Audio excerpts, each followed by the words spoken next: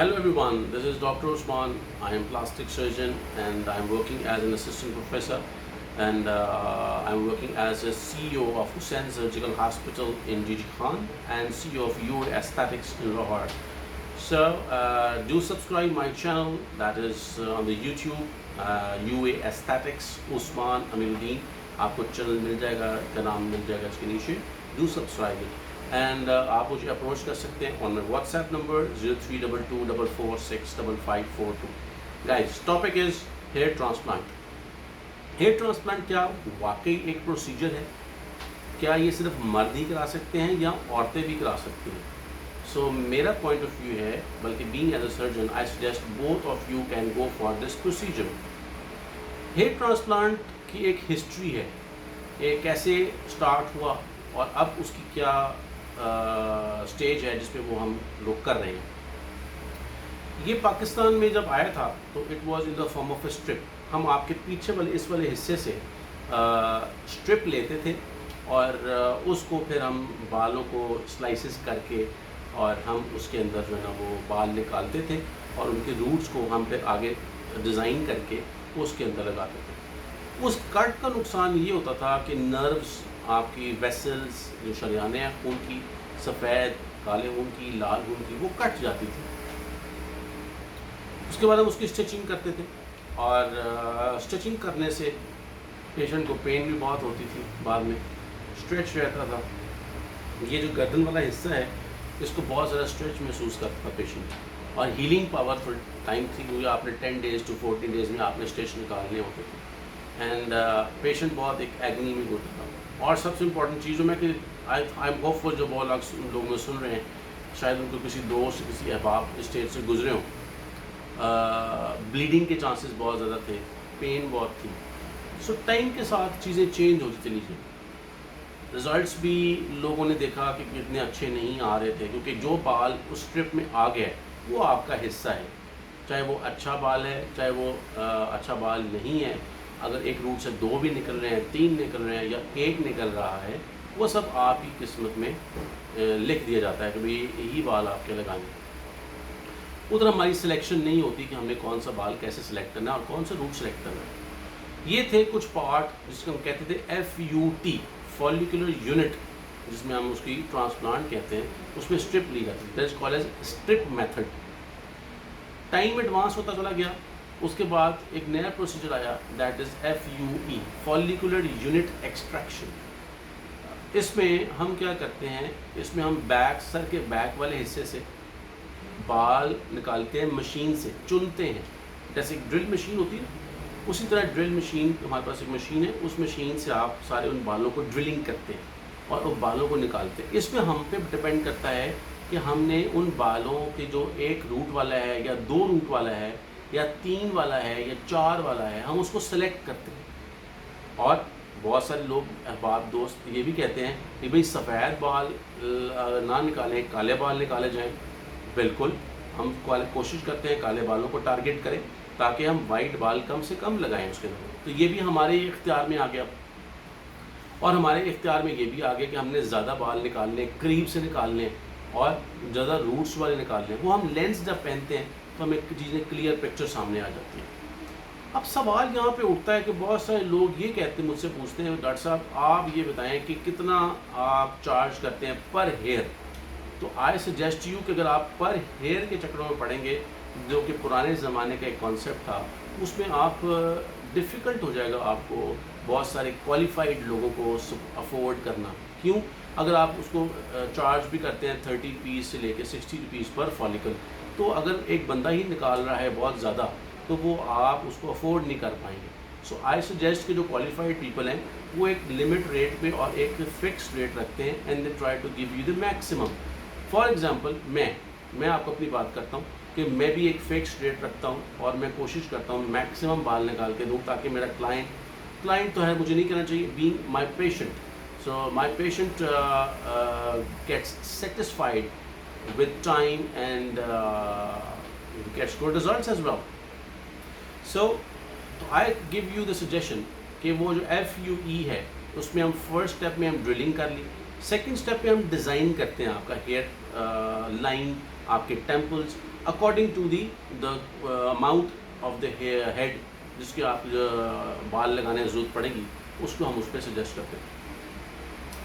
अब हमने क्या किया कि जितने बाल निकाले हैं पीछे से, उसके मुताबिक हम आपके आगे साइड्स ड्रॉ करते हैं, साइड्स बनाते हैं, ठीक है, लाइंस के ऊपर। देन थर्ड स्टेजेस के हम वो जो बाल निकाले होते हैं हम उनके अंदर डाल देते हैं। सो ये टोटल प्रोसेस जो है ना वो 5 to 6 आवर्स का है, and this is procedure is done under local anaesthesia. आपको बेहोश बिल्कुल नहीं किया जाता, आप होश में रहते हैं। You can use your mobile, you can watch the television, और उसके बाद आप लाइव जाना चाहते हैं मेरे साथ, I give you the consent, आप लाइव भी जा सकते हैं। If you can bring your all social contacts on board, so I will love to answer their questions and would satisfy them as well.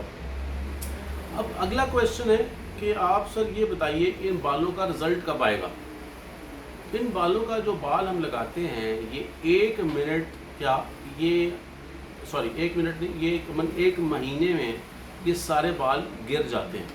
Very clear, 70 to 80% ये बाल गिर जाते हैं और ये दोबारा ग्रो करते हैं। इनका कॉन्सेप्ट क्या है, जैसे एक आपने पनीरी, एक प्लांट है, यहाँ से उतार के यहाँ लगाया, उसके लीव्स तो उतर गए लेकिन उसकी रूट्स रह जाती हैं, तो रूट से फिर न्यू जो लीव्स हैं वो स्प्राउट करते हैं।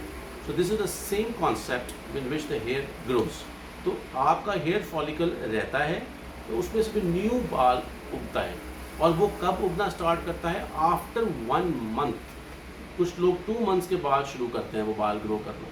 तो वो जो आपका सीक्वेंस है 2 मंथ से लेके 6 मंथ्स तक, वो आपका इनिशियल स्टेज है जिसमें बाल मैक्सिमम ब्लड फ्लो पकड़ता है और वो ग्रो करने की कोशिश करता है। 6 to 9 मंथ्स में 95% बाल मोस्टली आ जाते हैं। तो आप 1 साल का जहन में रखें, 1 साल में आपके एक्सीलेंट रिजल्ट्स मिलने के चांसेस हैं। इस दौरान आप अपने बालों की केयर कैसे करेंगे? आपको हम डिफरेंट शैम्पूज़, कुछ आपको प्रोटेक्शन जैसे डस्ट है उससे प्रोटेक्ट करें, और फर्दर इम्पॉर्टेंट इन्फॉर्मेशन के लिए आप मेरी वेबसाइट को विज़िट करिए www.uaplasticsurgeon.com।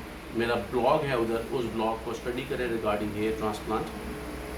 आपको इंशाल्लाह बहुत सारी इन्फॉर्मेशन वहाँ पे मिल जाएगी मेरी वेबसाइट से। और अगर मेरे साथ डायरेक्ट कांटेक्ट भी आना चाहते हैं तो मैंने व्हाट्सएप नंबर आपको पहले शो किया है, दैट इज़ 0322446542। ये मशीन में आप देख रहे हैं। ओके, उसके बाद इम्पॉर्टेंट चीज़ है कि आप अपनी प्रोटीन डाइट को बेहतर करें। उसके बाद एक ऑयलिंग करें, हफ्ते में 1 दिन ऑयल करें। एक और बड़ा गलत सा कॉन्सेप्ट है, लोग नहाने के बाद तेल लगाते हैं, वो नहीं करें प्लीज़। जो तेल है ना वो बालों में मिट्टी को खींचता है। मिट्टी is attracted towards the hair. तो वो जब बाल के साथ मिट्टी चिपक जाती है तो बाल ऐसे जुड़ जाता है, तो वो जुड़ता है ना तो इट क्रिएट प्रॉब्लम्स, और वो फिर आपकी रूट को वीक भी करता है। तो आपने नहाने से, अगर आपने ऑयल लगाना है, नहाने से पहले तेल लगा लें और उसके बाद घंटे के बाद नहा लें। एक और बड़ा गलत सा मिसनोमर है कि लोग रात को तेल लगा के सो जाते हैं। नो, आई डोंट सजेस्ट, वो बिल्कुल भी ना कीजिए, क्योंकि अगर वो करते हैं तो वो आपके सुबह उठने तक रूट्स वीक हो जाती हैं। सो आई डोंट सजेस्ट यू कि आप वो इस्तेमाल कीजिए। दही का इस्तेमाल भी कीजिए क्योंकि विटामिन सी और प्रोटीन लेवल्स, विटामिन और कैल्शियम सब उसमें मौजूद है। दूध, अंडा, कीमा, इस तरह की चीज़ें आप इस्तेमाल कीजिए। रात को सोते वक्त आप कोशिश करें जो आपका पिलो है उसके ऊपर सिल्क का पिलो कवर हो, कोई ड्राई कॉटन का या कोई और स्टफ़ ना हो, उससे भी बाल डैमेज होते हैं, डबल स्प्लिट एंड्स बनने के चांसेस बढ़ जाते हैं। अब ये था जी हेयर ट्रांसप्लांट और उसका हेयर केयर। इसमें एक और चीज़ मैं ऐड करना चाहूँगा, वो है PRP, प्लेटलेट रिच प्लाज्मा। तो आप अपने बालों को फर्दर ग्रो कराने के लिए प्लेटलेट्स के इंजेक्शंस जो कि in the form of PRP है वो भी ज़रूर लगवाएं। उसके साथ आपका हेयर फॉल भी रुकेगा और जो बाल हमने लगाए हैं वो उनके अंदर ग्रोथ भी आएगी and they will become more healthy. अगर पतले बाल हैं तो वो थिक होने के चांसेस हैं, और अगर रूट्स मौजूद हैं फर्दर जो मैंने नई भी लगाई और पहले भी मौजूद हैं तो उनके अंदर बाल दोबारा ग्रो करने के चांसेस बढ़ जाएंगे। So guys, I am hopeful मैंने इस टॉपिक को कवर किया आपके लिए, और अगर आपने अभी तक मुझे सब्सक्राइब नहीं किया तो मेरे इस YouTube चैनल को सब्सक्राइब कीजिए, UA aesthetics Usman Amiruddin. And I am hopeful कि बहुत सारी जो वीडियोज़ हैं और आपको मिलेंगी मेरे बारे में, and I will keep on updating you on these topics medically as well as non medically, because I am passionate about my work. And आपको कॉस्मेटिक्स से रिलेटेड भी काम बताऊंगा, and I am hopeful you will love my videos and do press the bell icon ताकि आपका मेरी जो videos हैं आपके टॉप पे, and I am hopeful कि my videos will be life changing for you guys and this will improve your gorgeousness and you will become more attractive for the social people, for yourself, and in the end I will give you the message: love yourself in the mirror, people will love you. Thank you.